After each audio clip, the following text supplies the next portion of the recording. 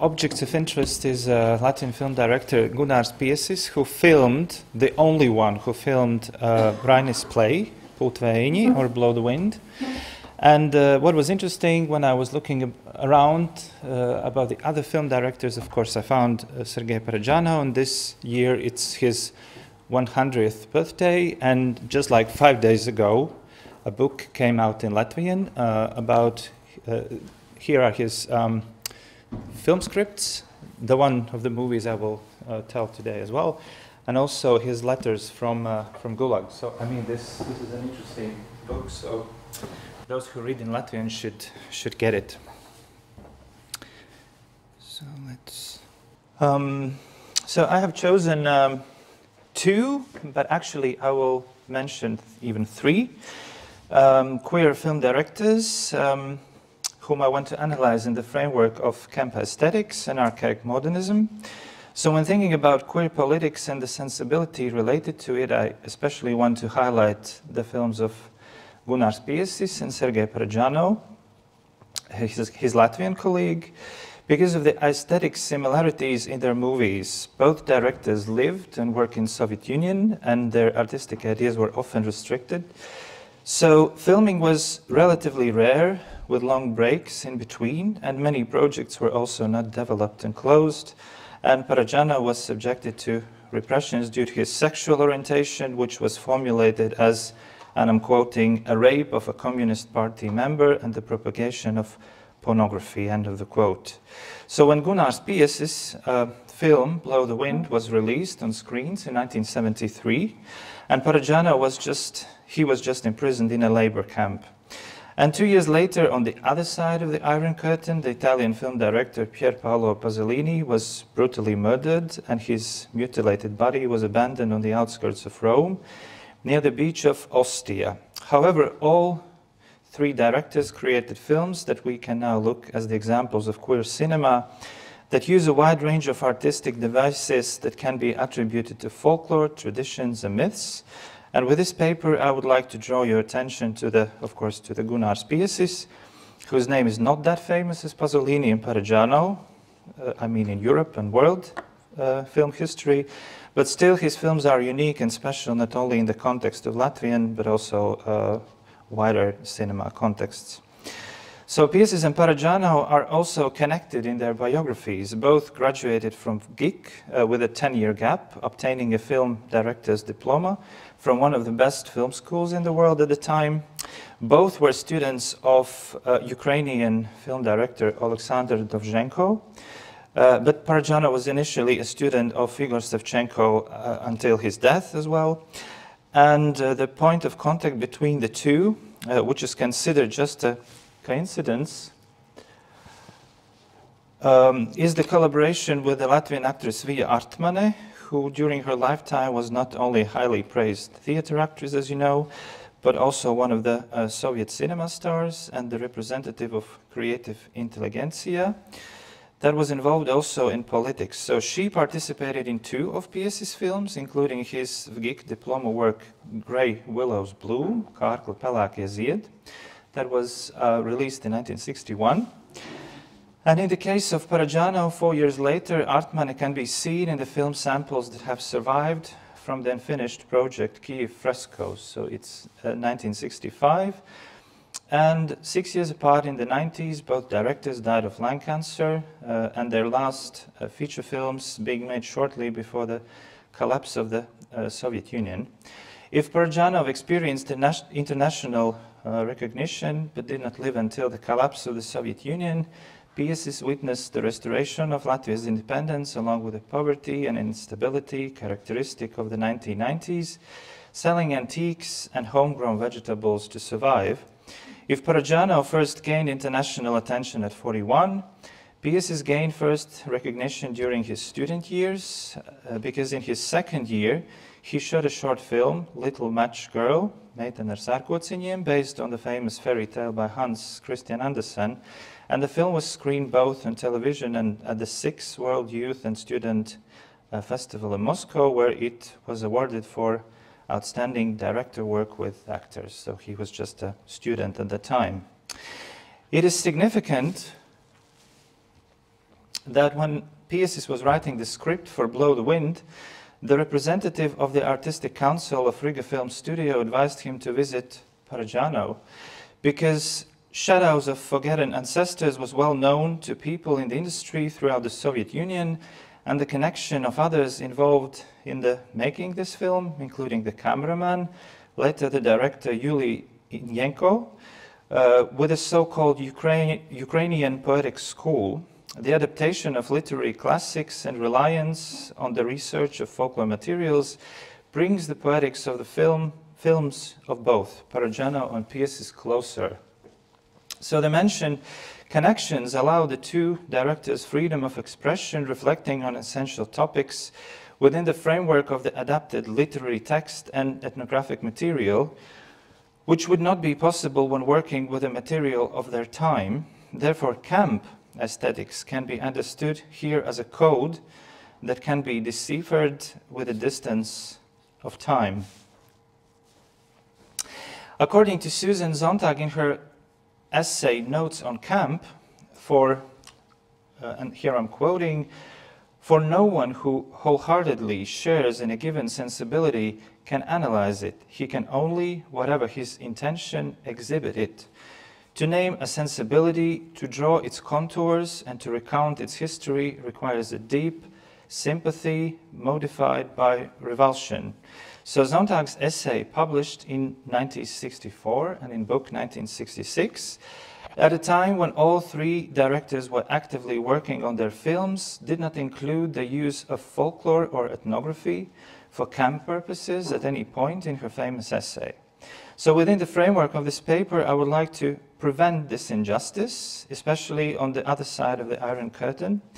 The sensibility characteristics of the camp used by Parajanov and Piesis, which is characterized by tendency towards exaggeration, artifice, and theatricality, allowed them to be, among other things, sentimental, naive, serious, passionate, and unlimited in the scale and implementation of their ideas. So continuing with Sontag, the camp, even if it was not attributed to these films at the time they were made, reveals, and I'm quoting, "another kind of truth about the human situation, another experience of what it is to be a human.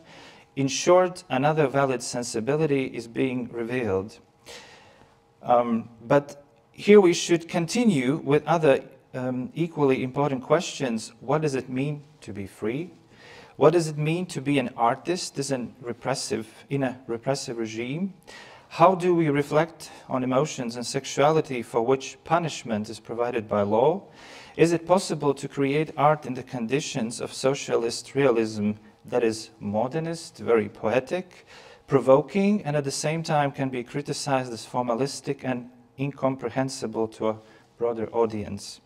So the questions raised help to frame and understand how, in the hands of queer directors, both in the Soviet Union and on the other side of the Iron Curtain, ethnography and myth became tools through which an individual style was developed. The viewer is presented with a magnificent and constructed antiquity that he accepts as authentic. Materiality and poetic expression aim to create archaism, which becomes so believable in the audience perception that it is taken as accurate. For example, the wedding rituals are authentic, although Piesis and Parajanov studied folklore materials carefully. They played them creatively in their films. Although not completely free of restrictions, for example, expressions of national characteristics of cultures were controlled in the Soviet Union. The materiality belonging to folklore was a permitted zone in which directors dared to be creative as long as it was not politicized. In the case of Parajanov, the premiere of film was used for political action without informing the director before. And in ethnography, directors could afford exaggerated, opulent splendor. The cultural transitions could justify. At the same time, with the frame of archaic modernism, directors have the opportunity to write queer messages on bodies that are not effeminate, as they are addressed in heterosexual relationships. Although in Blow the Wind, the most significant attention has been focused on the image of Gatiņš, the young shepherd boy who is the only one to appear half naked in the film. It is the image of Zane. Okay, I'll go back. It's the image of Zane, the mother's eldest daughter, to whom Piesis paid increased attention, that remain out of sight of critics and film historians. She is desperately trying to get the groom's attention, trying all possible means, including sorcery. Her unfulfilled feelings are grounded in queer desire. Also, great importance is given to her richly decorated appearance, which Piesis already intended to exaggerate in his notes and sketches. A wig with long braids, makeup, and trajectory of movements marks examples of pure camp. All this also implies to Palachna. So I will go back. So Palachna will be on this side. Whose desires are not satisfied by Ivan, and the rituals dedicated to the charm of the body do not help either. Parajanov has also richly dressed Palachna in the wedding scene with several layers. And finally, in the middle, Pasolini's Medea, who has an innate ability to exercise supernatural powers, can cause great harm even to those closest to her, giving in her positions and hatred of her own. They are all camp cinematic divas with a seductive power that is not fully working on the man around them. Despite the anachronisms found in the films, for the audience they create convincingly an archaic ethnographic experience. Authenticity is apparent, and one should ask whether such authenticity is possible. Piesis and Parajanov undeniably relied on a careful study of the materials. Still, the staging conditions obey other game rules, including exaggerations and artifice, which are already connected to the camp aesthetics. So the costumes in Blow the Wind are based on archaeological research. So the national costumes of Latgale region inspired the designer. Still, they do not refer to the 16th and 17th centuries, which is marked as a possible time when the events occurred in the play, but to an event older past, around the 11th and 12th centuries. So they are not correct in that sense, historical sense.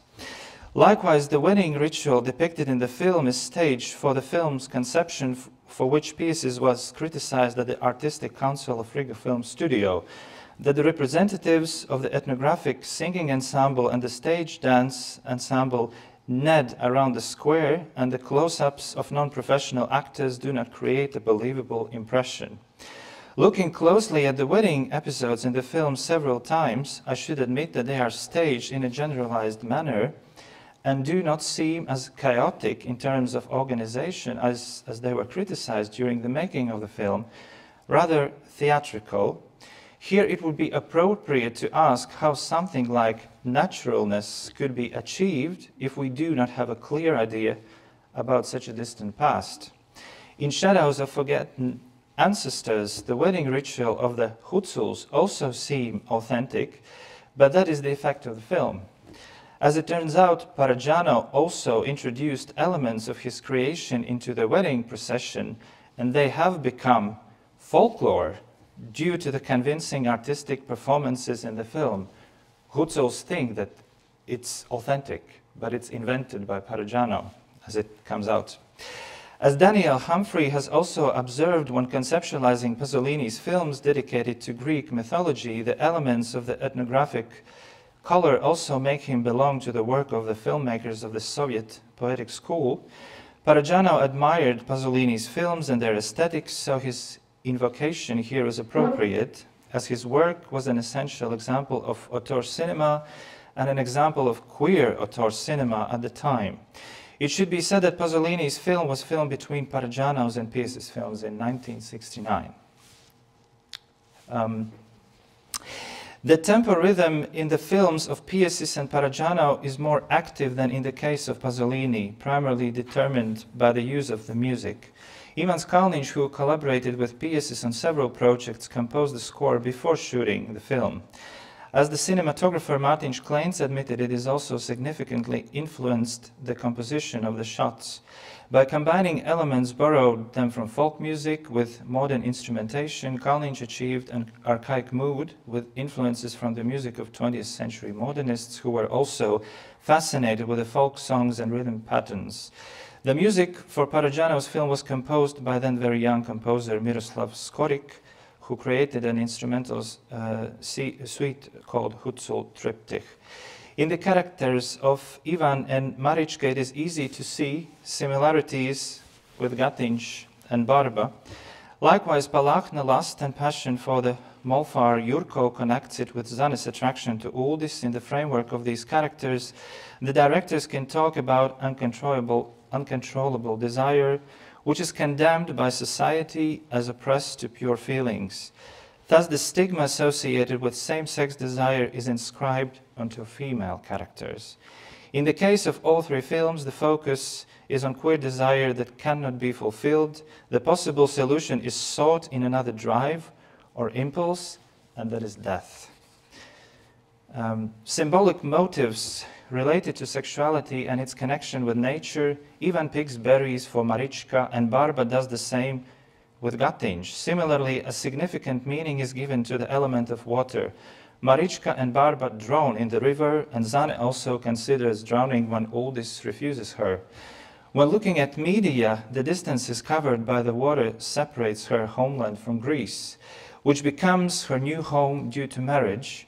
Referring to Lee Edelman's concept of homographesis, the film of all three directors see a rewriting of queer desire through a primary literary source that simulates an archaic world. Desire is rewritten through characters who do not have the opportunity to exercise it fully. Moreover, due to various circumstances, none of them ever fulfilled their desire. Fabio Cleto, highlighting questions about the possibilities of defining camp in introduction to the compiled anthology called Camp, Queer Aesthetics and the Performing Subject, writes, and here I quote, "Tentatively approaching a sensibility, taste, or style reconceptualized as aesthetic or cultural economy and later asserted, reclaimed as queer discourse, camp hasn't lost its relentless power to frustrate all efforts to pinpoint it down to stability, and to the old questions remain to the same extent unsettled about how camp might be defined and historicized, about its relation, be it ontological or happenstantial, to homosexuality. Is it an exclusive gay cultural mode of representation, or what? If so, how subversive it is, and how much does it comply, or has it historically complied with the compulsory heterosexual and both gyno and homophobic dominant structures of interpellation? Where and in what forms it can be traced, and about its relation to postmodern epistemology and theories of textual subjectivity," end of the quote. And so finalizing, in the films of all, both of directors, the use of camp can be interpreted as a sensibility that takes part and thus can be seen within individual artistic systems. In their films, the camp works as a distinct aesthetic dimension. It is a secret, a closeted code, a strategy of queer integration into heterosexist and homophobic culture. It has an ironic mode. At the same time, it is political and progressive, even if it's not overtly expressed. It is one of the ways to express one's identity in a permitted way, integrated into a collective, ritual and performative existence. So folklore and ethnographic materiality in these films, especially in the case of Gunārs Piesis and Sergej Parajanov, are used as an exercise in passing oriented to the mise en scène of a performative and transient identity. This artificially created world, which deceives the viewer with its authenticity, asserts the queer and thus nomadic, as shows the example of Parajanov, subject's right to exist at a time when it is denied such right in any legal way. Thank you.